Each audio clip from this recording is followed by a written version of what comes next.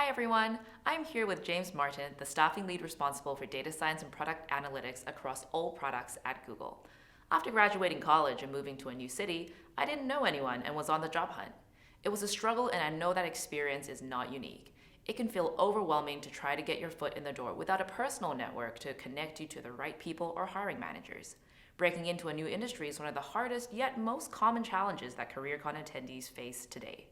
James is here to share how to get your first data science interview with no personal connections. Handing it off to you, James.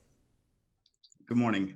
So today we're going to talk about some of the tips and best practices around getting your first interview in data science. So we're going to cover some of the challenges facing job seekers, some of the tips that you can practice and follow to get yourself noticed, and a few ideas generally on setting yourself up for success throughout the interview process.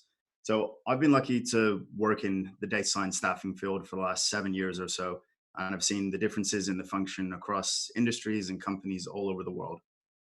Obviously, the industry has been evolving rapidly. The demand for hiring has been growing exponentially, and the function of data scientists has started to vary quite significantly. Um, I see that as a very prudent place to kind of start this discussion because we're approaching this from the perspective of how do I get my first interview? But in reality, it's how do I successfully pass my first interview? So, to achieve either of those objectives, it's important to first take a look at what the job market tells us and how we can best prepare for success. So, the world of data science. So, data science is arguably one of the fastest growing job markets, and there's almost a tangible hype around the name. And this creates a challenging situation, as you'll find if you research data science job postings that in this day and age, almost anything and everything in analytics can be dubbed data science. Now, I'm not here to assess the validity of some roles versus others, but merely to draw attention to the fact that there may be roles titled data scientists that are, in fact, not. So when we're applying to jobs with no connections, there is some responsibility for identifying which roles are actually data scientists and which are titled so as a means of candidate attraction. In reality, data scientists can do almost anything given how broad the field is. The application of analytical techniques, identifying trends in data, making business recommendations, creating machine learning models, these all form part of what a traditional data scientist may do. The variety and the extent to which each of these areas is focused on can determine a lot about the skill set required and the expectations of the role. So for me, throughout the last 7 years working across this, I've always tried to think of the various roles within data scientists as being on a spectrum, with some functions or positions being more programming orientated and others being more geared towards kind of depth of analytics. Some may be user facing, back end, while others may be much more closely aligned to product development. So in this example, which is only an example, I could have put hundreds of titles on here, but you have machine learning engineers who might focus on coding, recursive neural networks, building and implementing algorithms, then sort of the traditional data scientist roles that focus heavily on applied statistics and kind of driving modeling through that statistical rigor. Other roles like product analytics or product data scientists are obviously closer to the product and kind of steering business questions through the use of statistics. And then data analysts, which are taking on more and more of the data science titles with functions spanning regression, dashboarding, data pipelining, again, sometimes being business, consumer, or back end facing. And again, this isn't questioning the validity of one role versus the other, but simply highlighting that all of these functions may have some overlap, even share responsibilities, and that more and more are simply being called data scientists in job postings. So understanding this is really important for your career roadmap in terms of the direction that you're headed. And given that it's very typical to see these all being called data scientists, we have to understand that in reality, they all play a part in driving business decisions through the use of data. But clearly, we can see just between these kind of four examples here that there are going to be a lot of potential limitations on applicants based on the function of the role and not the title. So the reality that we face is that while they may all be called data scientists in external postings, the functional nature of the work, the data and techniques used can be completely unique. A machine learning engineer or data scientist may be highly skilled in unsupervised deep learning with a heavy emphasis on implementation of models, while a statistician may be an expert in causal inference and a data analyst may be an expert in dashboarding and regression. And to be fair with this, one piece that is often overlooked here is not everyone wants, the coding heavy roles, but that's a very important aspect for others. So, with this context, and why I wanted to start here first, is getting your first interview in data science might not be quite as straightforward as you think. It can be considered almost impossible to display strengths in all of the areas that would satisfy every possible iteration of data science, from machine learning, programming, statistics, various types of analytics. So then how do we set ourselves up for success in one of the most competitive job markets globally? So the first place that I wanted to talk about here is research. So now that we know we have to make a concerted effort to ensure the jobs that we are applying for are actually aligned with our skill sets, our interests, and our goals, this is where research plays an important aspect in the job search. It isn't enough to just mass apply to any and every data science title.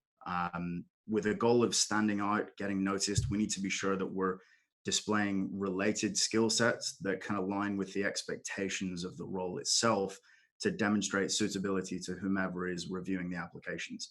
So the tip here is to invest time in researching different job descriptions, specifically to determine the nuances of the role for a specific company or industry.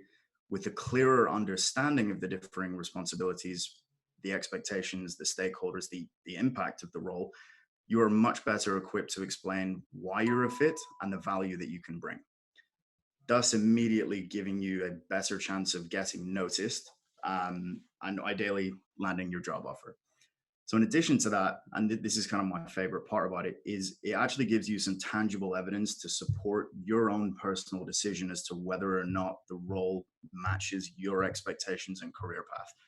Although it is only one data point, and we know that that's not enough to form a solid hypothesis, but it can help to sort of piece together whether or not you feel holistically an opportunity is for you. So in this regard, it's fair to say that job descriptions are an invaluable resource. However, we do need to be aware of the fact that it's just one piece of the puzzle.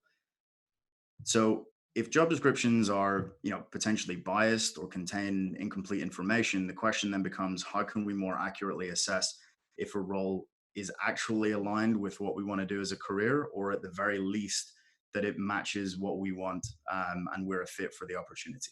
So this is where detective skills come in handy. So using GitHub, using LinkedIn, searching for open source projects, that can help you find out more about what the data science teams at companies you're interested in are doing. And at the very least, will give you insight into whatever publicly available information there is, the skills and the experiences of existing team members. So, assuming we followed the steps so far, we're aware that not every data scientist role is the same, and some may, in fact, not be aligned with your interest. We're able to identify where we can take our career, and that's super important because we're now in a position where we understand the roles we're looking for, and with the information we have of your experience, either academic or industry or self-taught, we can begin crafting your resume to demonstrate the skills and the experiences that you have gained that are in line with the expectations of the role rather than the title. I find this is a really important step in any application process. I think specifically with data science, particularly because for every opportunity you're applying for, there's thousands of applicants coming in. So this is a really clear path to standing out and getting yourself noticed. Paying particular attention to the themes of your experiences and education within whichever core area is, whether it's machine learning or programming or statistics or broadly speaking analytics, whatever aligns best with the opportunity you're interested in. An example of this done poorly would be applying to a highly statistical data science role with little or no information supporting the experience you have in applied statistics, either academic or industry. Conversely, if you have experience in those fields and you're presenting information on what you've learned, how you've applied it, you're going to have a stronger chance of getting recognized. One of the hidden benefits and kind of why I wanted to bring this piece up is this creates an opportunity for you to think holistically about your experience and become more adept at articulating your strengths from different perspectives. Now, this is directly relevant for some of the things we'll discuss later, which is how do you approach the interview itself? An example here would be if you're interviewing with a non-technical person and you're talking purely in the technical terms, you're probably not going to catch their attention as much as if you can present your experience anecdotally to a layperson. So when you've done this, your chances of standing out, getting your first interview are going to be much higher than a shot in the dark with mass applications. I agree. Yes, it does take more time and more investment, but operating in a targeted way should yield better results. So this gives us a better understanding of the job market, how we're selecting the job openings, and how we're presenting our experiences to maximize the opportunity to secure an interview. What else? um, this is something that is kind of very near and dear to me, and something that I admittedly was never very good at the start. And it kind of ties into the second part of the discussion, which is highlighting specifically that we don't have any industry connections to help us throughout the job search. And I want to preface this with the fact that it's not a prerequisite to getting a job. Yes, it can help, but many of the hires that I've seen over the last 7, 8 years haven't had any established networks in the field, whether through a career switch or through, you know, just having graduated and not having any networks outside of your college. And even in some instances, it isn't always helpful because those companies might not be hiring, or the connections might not be the right people to make a decision. Um, but networking is always a beneficial way to understand how the industry is developing, what skills are in demand, what companies are working on. And that gives us direction either for self betterment or to help us target more where we're applying for jobs in areas of high growth. So if you consider what I mentioned before, that the world of data science is vast and kind of ever expanding, but if you look at the example of a spectrum, like we can divide that big world into much smaller specialized communities with which we can engage. And these tend to be much more accessible and open through professional networking, open source projects, or industry events. So it's a really good way to consider how I'm actually trying to network, either through connections on LinkedIn or similar. So having a strong professional network presence on LinkedIn or GitHub or similar, following key industry figures, following blogs, an example, the unofficial Google data science blog, is a great resource to see what industry professionals are talking about, and it gives you a way into that conversation. Attending events is a great way to give you a platform with which to build genuine connections and real networks. Now, as I mentioned at the start of this slide, if you're like me and you aren't the naturally outgoing, gregarious type, the events are still very valuable to learn from the speakers. And this gives us an opportunity to follow up during or after the event on email, LinkedIn, or similar, with a targeted question about their topic, their presentation, their experience. And it's surprising how accessible and responsive I find people in this regard. The other benefit is there are literally hundreds, if not thousands, of data science events across the US and all over the world where industry leaders are talking, networking happens, new techniques are discussed, and typically some sort of recruiting will take place. So, with no connections, this can be a really good way to kind of kickstart your career or your network, sorry, with potential advocates. A different approach to networking would be to rely on your alma mater. So connecting with groups from college, with professors who have backgrounds or connections in industry, just for guidance, really more than anything, is a really good way to kind of start things too. On top of that, most companies have some sort of affiliation with colleges, either for recruiting or project work. So those are some of the sort of the best practices to help you throughout the job search process and help kind of build your network. My preference in conversations like this is not to kind of stop short of, like, cool, how do I search and how do I apply, but really, when we've got to the point where people are responding to us, or we have an initial phone screen set up, like, what do we do next? So I wanted to focus briefly on what I think is a very important part and intrinsically linked to this is, how do we make sure we're setting ourselves up for success when we actually have an interview scheduled. So let's assume you've followed all the steps we've kind of talked about. You've successfully got your first interview. What can you do to make sure you're giving yourself the best chance to shine? So as a general rule, and I've done this forever, I advise a 3-step process to preparing for any interview, whether it's your first or your 101st. Begin with knowing your resume inside out. This is the first piece of information that any interviewer or screener will have. And that is likely where your first couple of questions are going to come from, either as icebreakers or let's get to know each other.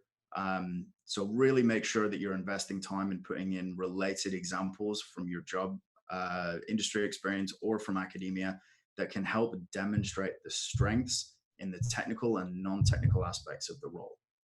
The second, and I actually find this really fun, but we know that going into an interview, there is going to be a mix of theoretical and practical questions in your core area, whether it's statistics or data intuition or machine learning or programming. Focus on the themes of what have you done, how did you do it, and how could you have done it differently. Now, this to me is probably relatively unique for how most people will prepare for interviews, but it gives you the opportunity to prepare yourself for questions that are coming from different angles. Now, it's really easy whenever we're sitting down and thinking, right, I've done X, Y, and Z, and I know I'm going to get a question on it. So this is the question I think I'm going to get. And you're doing it regardless of best intentions. You're doing it from your perspective of what do I think they're going to ask me. But if you consider other approaches, other methodologies, it kind of gives you the opportunity to demonstrate the depth in your core area, but also the breadth of your skill set through an appreciation for different approaches or solutions. And on top of that, it helps you kind of frame everything with this critical rationale or critical thinking um, while you're communicating through uncertainty. The next piece here is trying to enjoy the process. Now I realize this is probably a controversial tip, but I've always found that people are at their best when they feel relaxed and they're comfortable with I guess, the kind of the flow of questions. And the easiest way to do this, like the interview at the end of the day is like, it's your time to shine. It's your time to talk about everything you've done in your career to get you to this point. And interviewers are not probing necessarily to trip you up. They only know you from your resume. And that's never going to be enough to capture who you are as a person or the value you can bring beyond just some words in a page. So the best way to practice um, is practice. So talking about your work, talking about your ideas, your areas for development, how you can address them. Think about how you would actually assess the work or the experiences that you've had. What could you have done differently? Like an example would be like, would it have yielded different results, or would the results have been the same but the narrative was different? What if the parameters of the project had changed? What the variables were different? What would you have done? So this is really, for me, super important, because one thing we have to recognize, like, if there are so many different iterations of data science, that we have to also assume that one company and another company will have a different definition of what that role will do. So therefore, generating fresh perspectives, being open to trying new things, it's going to help avoid pigeonholing your experience into one bucket. Now, I appreciate all of that might sound like an exercise of futility, as almost anything could be different at any point, but practicing this forces you to think about scenarios from a different perspective. And that grows your ability to handle difficult questions because you've already started thinking in that way. And then you can focus on enjoying the conversation, or trying to enjoy the conversation, and really shifting the perspective of the interview to assessing whether you want to join instead of solely hoping to impress the interviewer. So, in summary, remember that the data science job market is constantly evolving. The demand for data scientists is continuing to expand. And with that, the functions that are called data scientists are also growing and evolving. Being aware of this, being aware of your skill sets, understanding the industry further in terms of the type of role you're looking for, the direction you want to take your career, how you can best present your resume, that will all help you stand out in a highly competitive field.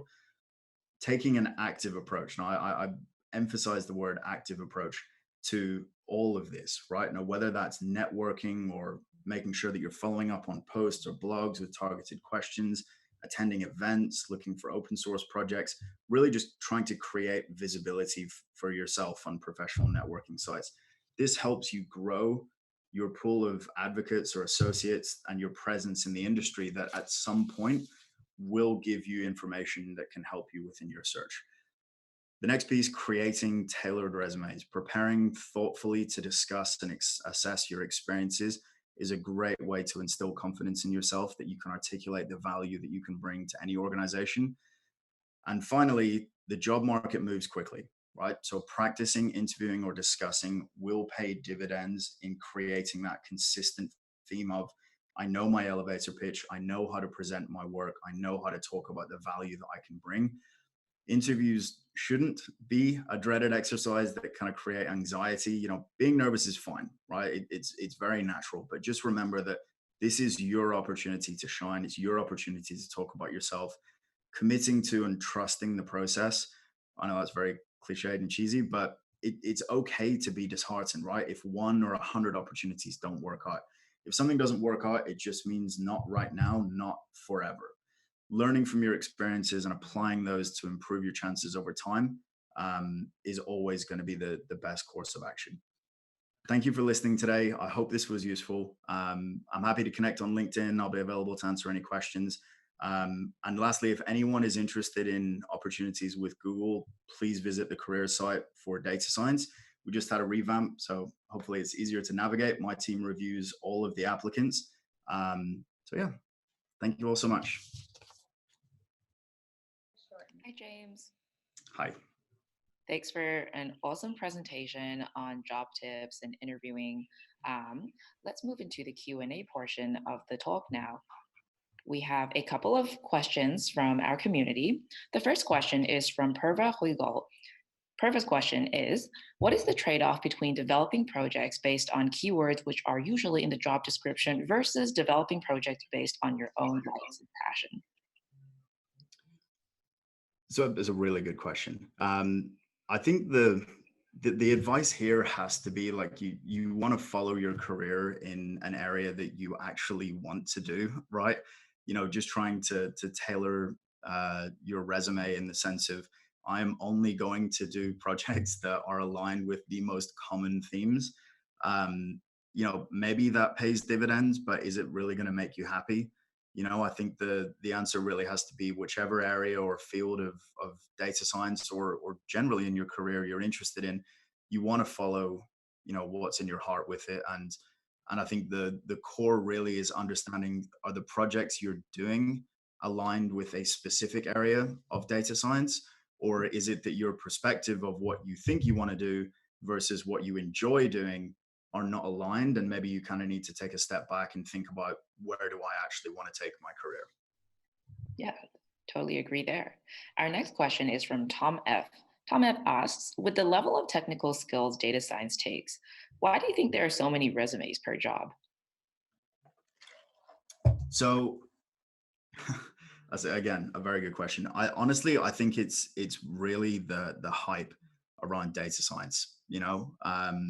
One of the interesting things, particularly from my previous role, was you tend to see a lot of people wanting to transition their career towards data science, and it's all based on kind of this like very narrow, this is my understanding of data science, and not really seeing the job industry as a whole. And that's kind of why I wanted to anchor on, make sure you're taking time to read the job descriptions, because it really does give you a sense of, what does data science mean to this company, or what does this role mean for the data science function in this company?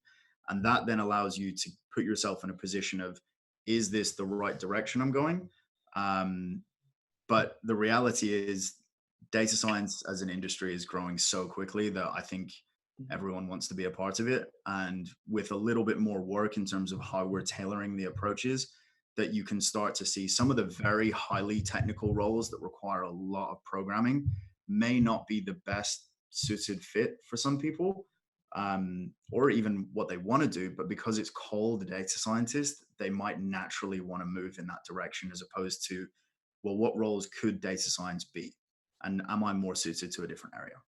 Yeah, totally agree there, James. Data science is such a broad field. And like you said, a very important point that it's also quickly growing. So sometimes these definitions change day to day. It really is. I felt bad only putting four four titles in the examples, because like I could literally have chosen 100 and still wouldn't have covered everything, right? It's such a huge space. Yeah, totally agree there. Our next question is from Deepak Patel. So Deepak asks, most data science jobs, like you said, are very different. So how should we prepare for a particular data science job? Should we do the research first and learn accordingly, or should we actually learn first and then find either one or many data science jobs accordingly? So So this if is a chicken or egg problem. Do we do research first and find job, or other way around? So I think it's kind of a mix of both, right? My guidance would be at the very outset of a job search, start looking at different job descriptions to get a sense of what am I actually applying for. And the idea behind that message is not, hey, I want you to invest a ton of time up front and then just waste it all if you don't get an interview. It's the more research you do and the more understanding you have of the job industry, the easier it's going to be for you to target your approach, tailor your resume, and prepare for that interview. Because and kind of what I alluded to, right? You can't generally prepare for 50 different data science job interviews because they could all have different skews or slants on the specific function in that company, right? So it's kind of a mix of both. I think finding a role that sounds interesting, finding a company that interests you, and then just taking the time to figure out, is this what I can do? Can I bring value to this? And focusing your search that way. Yeah, great answer there. Another very similar chicken or egg problem from Jacob Miller is, so one common theme in CareerCon is talking about career switching and building your portfolio using more online resources. Mhm. Jacob asks, should our time be better spent on, say, taking more MOOCs or online courses, or accumulating projects / working on a portfolio? Um, So personally, I think that open source projects and building your portfolio is a great way to demonstrate practical applications of what you've done. I don't see them as mutually exclusive because learning or courses or further education is building the theoretical knowledge with which you can exercise that practical muscle. Um, I feel like I'm going for the most neutral answer here, but in reality, it has to be a dual approach, right? It's not like all or nothing. I think, searching for open source projects that you can immediately dive into, doing research on them to see, is there anything maybe that's just a step beyond that if I did some extra coursework, I would be able to tackle? Like all of that is kind of building momentum and furthering your career. For sure, James. Yeah, I think what you're alluding to, which is, I think, something that I also personally observe between myself and my friends, also is that oftentimes we think of it as, do we do one thing or another? But really, it sort of all goes hand in hand together. Yep. It tends to be all at once. Maybe today you just start with one of the things, but tomorrow Yep. you're working on the other, right? It's kind of the unfair answer is do everything. Yeah, It's not just, here's the simple A to B route. It's kind of just breadth of experience, right? I don't think it's possible to be an expert in every single area, but if you're able to demonstrate a core strength in one of the fields for the role you're applying for, and you have a broad, either practical or theoretical knowledge, you can kind of build on that throughout your career. awesome. Great advice. Our next question is from Mike Lane. Mike asks, what tips do you have for a whiteboarding interview? um, so there's not really a specific, like, you must do this. My advice going into any whiteboarding, given just the nature of how you're building everything out, and this kind of goes for any technical interview, right, is the sole focus is going to be, do you understand the question? What is your methodology for figuring it out? How independent are you in coming to the solution? And are you showing that there is only one solution, or are you able to display that there's different ways that you can do it? Now, in the sense of whiteboarding, where you're actually doing it right there, my guidance would be just make sure that you fully understand the question, that you're thinking and taking time, right? It's okay to say, can I have a minute, and just make sure I'm building this the right way Mhm. before you're diving straight into it. Kind of the same with most tests.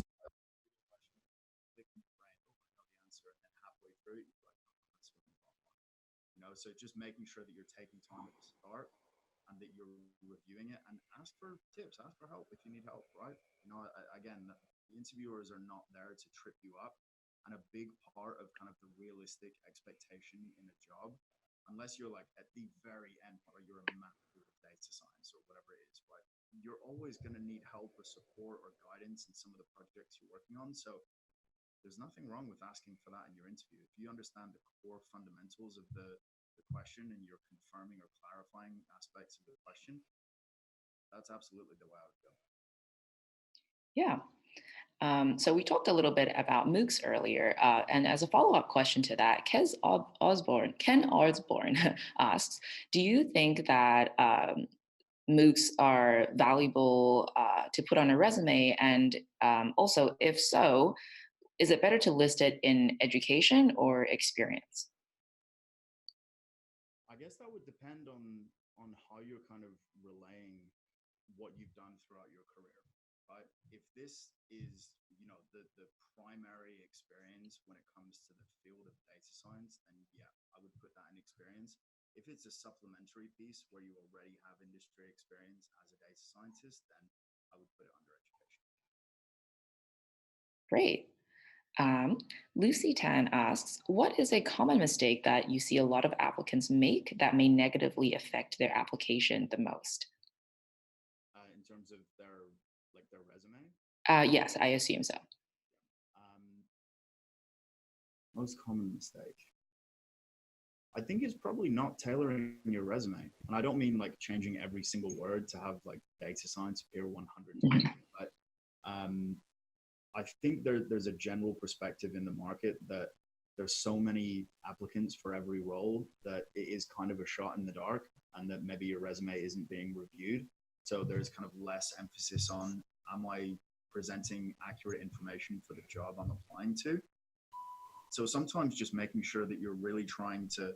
I think it's a little bit better than before. Okay. So remind me the question again. The most common mistake on applications? Yes, and our I resumes. think it's just not tailoring the approach for a specific role and making sure you're highlighting the experience for that position. Mhm. Great. Yeah, I love all the questions that our attendees have been asking today. Thank you so much, James, for your really helpful presentation as well as the Q&A. James will be online in the Slack channel offline for more questions. So feel free to go and go to our CareerCon Slack channel and send your questions there and chat further with James. Thank you so much.